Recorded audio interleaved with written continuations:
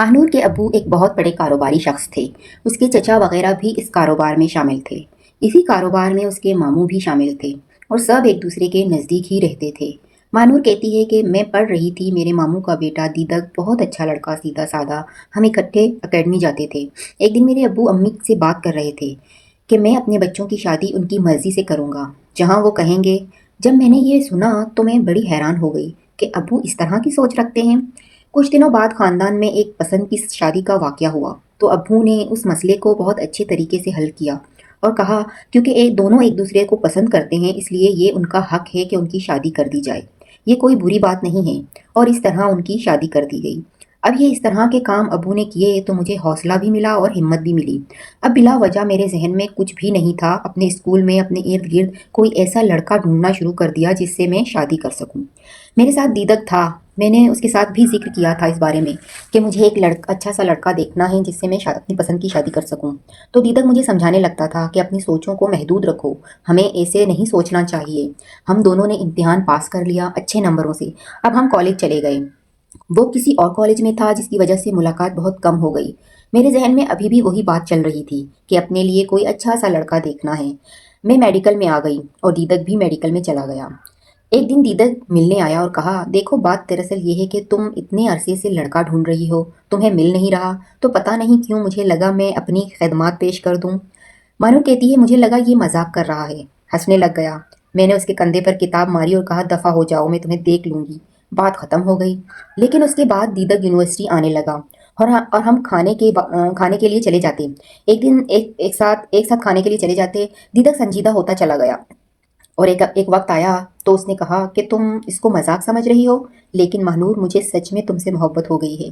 جب پہلی دفعہ میں نے سنجیدگی سے اس کی آنکھوں میں دیکھا تو اس کی آنکھوں میں آنسو تھے اور چہرے میں سنجیدگی تھی۔ مجھے پہلی بار احساس ہوا کہ دیدک دل سے کہہ رہا ہے۔ میں نے اس کو جواب نہیں دیا، لیکن رات کو جب اس کے بارے میں سوچا تو مجھ سے رہا نہیں گیا۔ مجھے ایسے لگا جیسے میں دیدک سے کئی وقت سے محبت کرتی ہوں اور دل چاہا کہ ابھی اس سے بات کروں اور اس سے کہوں کہ ہاں تو ہی وہ شخص ہے جس کی میں تلاش میں تھی۔ میں یونیورسٹی میں دیدک سے ملی اور بات کی۔ میں نے اس سے کہا، مجھے تم سے واقعی محبت ہو گئی ہے۔ اب میرے لیے بڑا آسان تھا یہ رشتہ، کیونکہ ماموں کا بیٹا تھا اور ماموں ابو کے پارٹنر بھی تھے۔ ہم نے پڑھائی پر توجہ دیا، ڈاکٹری مکمل ہونے کے نزدیک تھی تو دیدک کے گھر والے ایک دن آئے، بات کی تو ابو نے کہا میں پہلے سے ان کی مرضی کی شادی کے حق میں تھا۔ اس طرح ہماری منگنی ہو گئی اور ڈگری کے بعد شادی ہونے والی تھی۔ لیکن زندگی ایک ایسے موڑ پر آ گئی کہ ایک دن ابو کمرے میں آئے اور غصے میں کہا کہ دیدک کے والد نے میرے ساتھ دھوکہ کیا ہے، وہ ایک 2 نمبر بندہ ہے، 4 کروڑ کا ڈفرنس آ گیا حساب کتاب میں۔ میں نے اس کے ساتھ پارٹنرشپ ختم کر دیا ہے اور تمہاری شادی تمہارے ماموں کے گھر نہیں ہوگی، میں نے ان کو فارغ کر دیا ہے۔ میں بہت روئی، امی سے کہا تو وہ بھی ابو کے ساتھ تھے اور کہا بھول جاؤ، وہ بھی مجبوری میں ابو کو ساتھ دے رہے تھے۔ میں پریشان ہو گئی۔ میں نے کہا کچھ بھی ہو مجھے شادی ہر صورت دیدک سے ہی کرنی ہے۔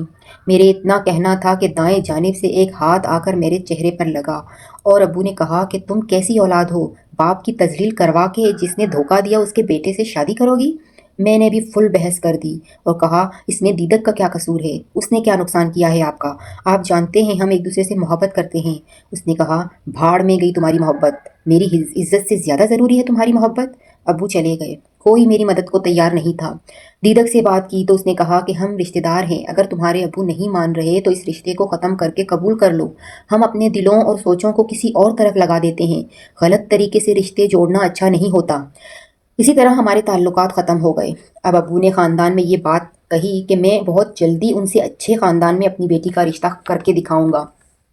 جب امی سے بات کی تو انہوں نے مجھے ایموشنلی بلیک میل کر دیا کہ اگر میرے خاوند کو کچھ ہو گیا، جس طرح وہ پورے خاندان کو لے کر چلتا ہے، جس طرح وہ صبح نکلتا ہے اور رات کو آتا ہے، خاندان کے ایک ایک فرد کو سیٹل کروا دیا ہے، اگر تیری وجہ سے میرے شوہر کو کچھ ہو گیا تو میں تجھے معاف نہیں کروں گی۔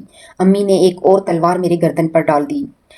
ابو کے اپنے دوست تاجر کے بیٹے سے رشتہ کر دیا، کوئی تفتیش نہیں کی کہ کیسے لوگ ہیں، جلد بازی میں رشتہ کر دیا۔ میں خاموش ہو گئی۔ شادی والے دن میں مردہ لاش کی طرح تیار تھی۔ نکاح شروع ہو گیا۔ ابھی مولوی صاحب کی آواز نکلی ہی تھی کہ شور کی آواز اور چیخنے کی آوازیں آنے لگیں۔ 2 عورتیں تھیں جو چیخ رہی تھیں اور یہ شادی روکو، اس طرح کی باتیں ہونے لگیں۔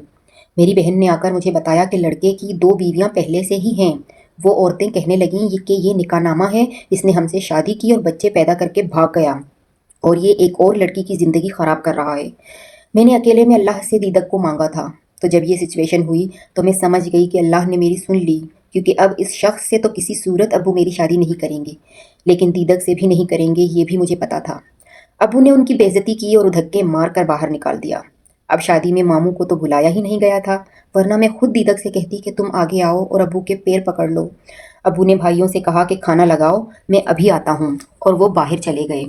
اب میں پریشان تھی کہ اب کیا ہوگا۔ اب میں اپنی ہی کہانی کا آخری سین دیکھنے کے لیے بےتاب تھی کہ اب کیا ہوگا۔ 3 گھنٹے گزرنے کے بعد ابو آ گئے اور مہمانوں سے کہا کہ ابھی تھوڑی دیر بعد نکاح ہوگا۔ میری امی نے میرے کان میں آ کر صرف ایک جملہ کہا، مبارک ہو، تم جیت گئی۔ میں نے کہا، دیدک؟ انہوں نے کہا، ہاں۔ ابو ماموں کے گھر گئے تھے اور کہا تھا کہ میری بیٹی سے شادی کر لو، یہ واقعہ ہو گیا ہے۔ اور اچھی بات یہ تھی کہ وہ بھی مان گئے تھے۔ میرے ابو جو ابھی کچھ دیر پہلے میرا نکاح کسی اور سے کر رہے تھے، اب اسی باپ نے دیدک کے لیے پوچھا 3 بار۔ میں نے ہاں کہا۔ ابو کی آنکھ میں آنسو تھے۔ میں شادی کر کے ماموں کے گھر چلی گئی۔